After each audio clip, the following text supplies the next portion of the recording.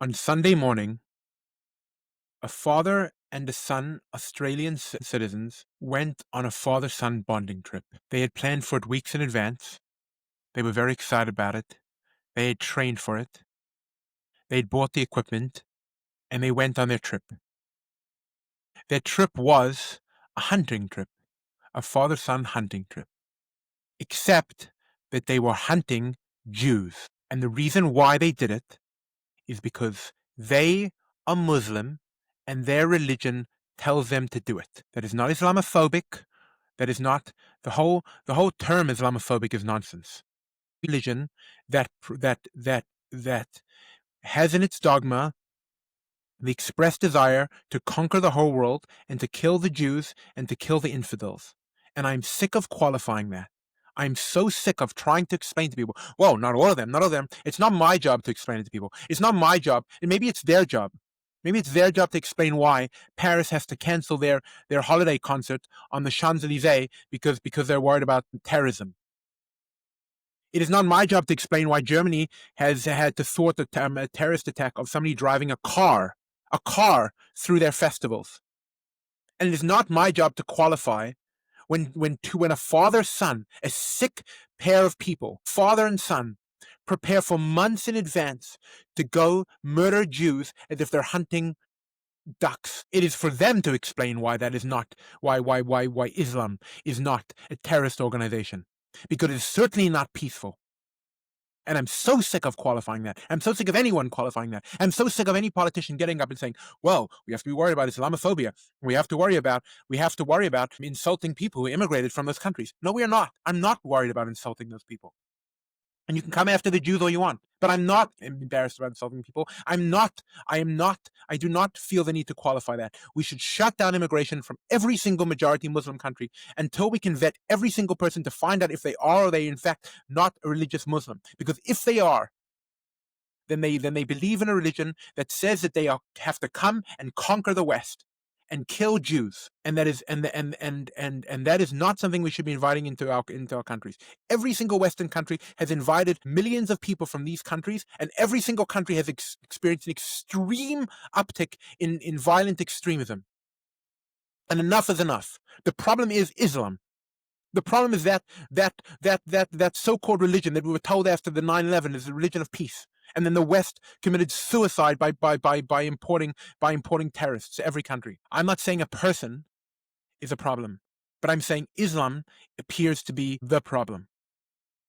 And while we're at it, Western governments, in the most cowardly fashion, have left their people defenseless. There is no greater example, caricature, in fact, of the failure of all DEI policies than what we witnessed in Australia. There were multiple female police officers who I'm sure have been very successful at arresting people who didn't get the vaccination or, God forbid, had a mean tweet.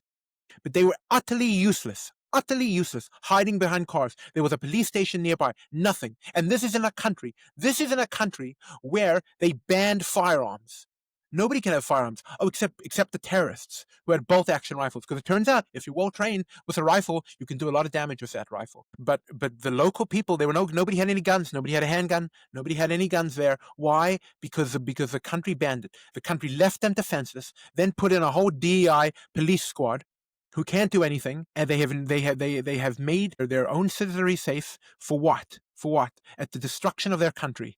And that is what the West is doing. The West is committing suicide. The West is not having children. The West is importing a population which does not believe in liberal values and which has come to conquer. This story is particularly upsetting to me personally.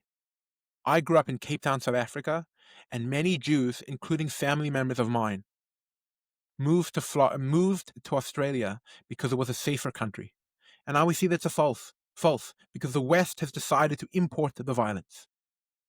and my cousins were almost at that party. Thank God they weren't. And I'm so sick of qualifying that. I'm so sick of explaining. I'm so sick of saying, well, not everyone, not everyone. No, you explain to me why it's not everyone. If I'm wrong, you come on my show and you explain to me why Islam is responsible, why every single country is why every single person is nervous about God forbid insulting their prophet. Why? Oh, if you say something against them, they'll just act violently. Well, why? Why would they act violently? I have anti-Semitic stuff hurled at me all the time. Do I act violently? Why is that acceptable? Why do we say, well, we have to understand? Well, we have to understand. People, no, we don't have to understand. We have to punish these people, and we have to kick them out of our countries. We have to kick them out. And all these shameless, pathetic Western countries who defended the Palestinians. Oh, we have to have a Palestinian state. This is what a Palestinian state would be like. Just one terrible, violent state. Do we need another terrible, violent state? Do we need any of that? No, we do not. We do not want it. We do not need it. And I'm so sick of pretending otherwise. It is enough. Enough is enough. And on that note, we see anti-Semitism being normalized again. I guess the world was on vacation and now they're not. And big pundits like Tucker Carlson appears to be paid every time he mentions Gaza. I heard it was with Matt Walsh. It's an amazing thing. You should know. You should watch that episode just to watch the class of someone like Matt Walsh, a real righteous person, and contrast to a real snake like Tucker Carlson. Someone, I think that too. Every time Matt Walsh said something intelligent, he's like, I think that too. And then every now and again, he's like, Matt Walsh is talking about just completely domestic issues. And Matt and Tucker's like, well, that's happening in Gaza. As if the only foreign conflict in the world is Gaza, and if the litmus test for anyone is if you're against the Israelis. The litmus test for conservatives is that they should be against the Israelis. And who should they be pro? Who should Qatar, a country with actual slavery today? I'm telling you, it's going to come out one day that Tucker Carlson is being paid every time he mentions something anti-Israel, every time he mentions Gaza, and he was playing a drinking game with you, and you guys fell for it. But just remember, world, the Jews, like I said last time, the Jews win. The Jews win. You know what anti-Semitism is caused by? I'll let you in a little secret from the Talmud. Anti-Semitism is caused by the fact that God came to Mount Sinai and offered the Bible, offered the Torah, offered a relationship with all of the people of the world. And they said no, and we said yes. And that resentment is the cause of anti-Semitism. The jealousy that we stuck with God. The Jews only benefit any country that they've ever been in. And yet this hatred keeps coming back because they are resentful of us. And Jews, we might have to get gunned up again. I grew up in South Africa. We had an organization called CSO, and it might be time for us to have our own security organizations. And not, God forbid, because I don't believe security comes from God, our salvation comes from God. That is 100% true. That is 100% true. But in my mind, if God forbid somebody starts shooting at us, I'd like to be able to shoot back. But remember, do not hide your Judaism. We come from generations of people who have suffered way worse than we have to. And if we have to suffer to wear our yarmulkes, to keep our mezuzahs on our doors, if we have to suffer to put Hanukkah candles outside, then we're willing to do it. We are not afraid of anti-Semites. We have been through worse, and we are ready to stand up for what we believe in, and we are going to be practicing Jews no matter what these crazy savages do. All right, everyone. Happy Hanukkah. Till next time.